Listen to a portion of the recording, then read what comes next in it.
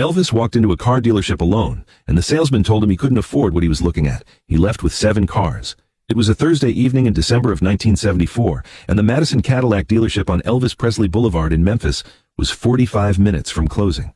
The showroom floor was bright under fluorescent lights, the cars arranged at precise angles on the polished concrete, each one catching the light in the particular way that expensive things catch light when they have been positioned carefully by people who understand that the first impression is the only impression that matters. Outside, the temperature had dropped into the low 30s. Inside, it was warm and quiet, and the 2 salesmen still on the floor were doing the mental arithmetic that salesmen do at the end of a slow Thursday, calculating what the week had amounted to and finding the number smaller than they would have liked. The door opened and a man walked in alone.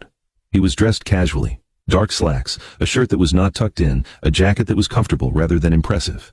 His hair was dark, and his sideburns were long in the style of the era, and he moved through the door with the unhurried quality of a person who had nowhere particular to be, and no particular schedule pressing on them. He was 39 years old, though he looked somewhat older than that. The years had settled into his face in ways they settle into the faces of people who have spent a long time living at a pace the body was not entirely designed for. The 2 salesmen on the floor exchanged a brief look of the kind that people who work together exchange when a judgment needs to be made quickly. One of them, a man named Dale Sellers, who had been selling cars for 11 years and considered himself an excellent reader of customers, took in the new arrival in approximately 4 seconds.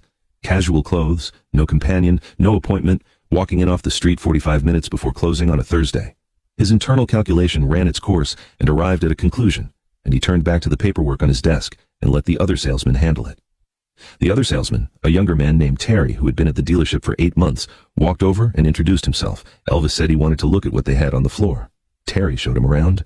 Elvis moved slowly through the showroom, stopping at each car, looking at the details the way a person looks when they are genuinely interested rather than just browsing for something to do.